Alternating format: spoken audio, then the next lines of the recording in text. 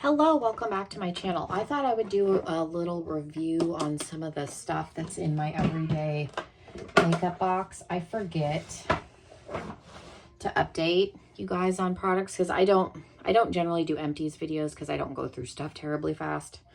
We're obviously in my bathroom. The lighting is what it is. I do have a ring light that's in my bedroom and I was too lazy to go and get it for this. So just bear with me with the lighting. But yeah, I have a few reviews on stuff that I've been using. So if that sounds interesting, stick around, make sure you subscribe, and let's jump in. I have established what my favorite tinted sunscreen is, and it is this one. This one's a little bit pricey. You can see I'm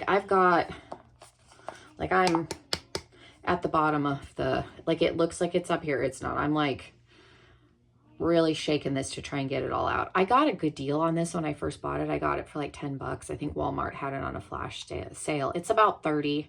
I do think it's worth the price point.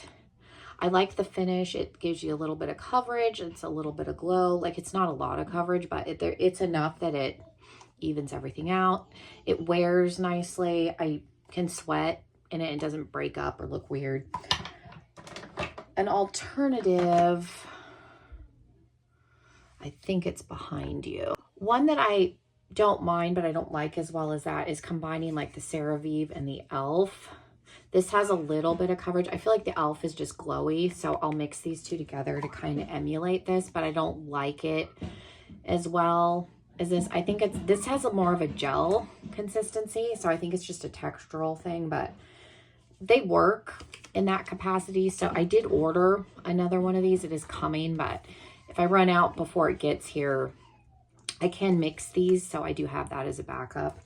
If I'm just wearing something clear, I like the Unseen sunscreen. Again, Supergoop, it's a little bit expensive. It's like $35 to $40 price range, but this is a little bit silicone-y, so I feel like it blurs a little bit even though it's clear. So when I don't want to put any like blush or anything on, I'll just reach for this one. Something from Hoola, and I have been using it. I was sent this. This is the Benefit Hoola Wave. I have the medium shade. I would recommend going a shade or two darker than what you think, because this looks dark.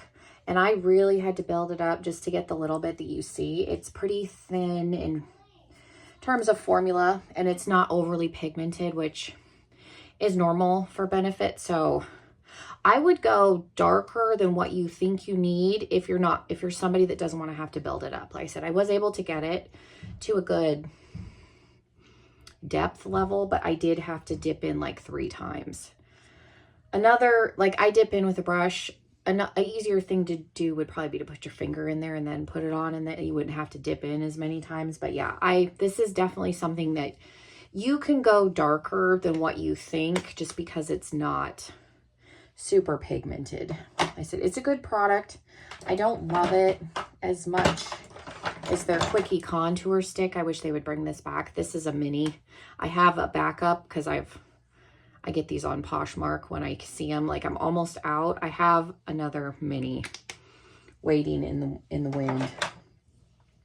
But yeah, they discontinued that. I wish they would have brought that back instead of this and then just different shades of that. But that's just personal preference, I think, also. One thing I tried this morning, and I do like it, is the Melt. I think this is still available. At least it was last time I looked on Sephora's website. The blush from Melt from the Nightmare Before Christmas collection. This is Deadly Nightshade. And Melt, last time I looked, did still have this too. It's a cream. These are both creams. It's the blush and the highlighter that I'm wearing today. Again, it's not overly pigmented. I think I dipped in twice to get this depth level. It's a pretty color. The blush stays slightly tacky. It does dry down some, but the highlighter for sure, it's a very like Vaseline, like super slippy, very pretty. It's got some like micro shimmer in it. I don't know if you'll be able to see because my lighting is bad right there, but it doesn't set. My Benefit highlighter stick that I use, again, I have a mini, the little What's Up. This does set. Like, you'll put this on, it's a cream, pat it where you want it, and it will dry down.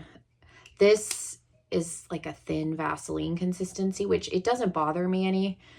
Just be aware that it's going to stay a little bit tacky. And in that aspect, I wouldn't recommend putting these on top of powder just because they don't completely set. I feel like there's potential for things to move around, which could break up what's underneath. Like I just have tinted sunscreen on, so this doesn't bother me. Like I said, it just kind of jarred me a little bit when I touched my face. It's less tacky than it was this morning, but we're talking like 4 hours. It took a long time for it to reach the dryness level that it's at. So just something to be aware of. I think that's it. That's all the stuff that I've tried more recently. So yeah, let me know if there's anything else that you have seen me use that you want me to review. Thank you so much. Again, make sure you're subscribed if you're not already, and hopefully I'll see you in another video. Bye, everybody.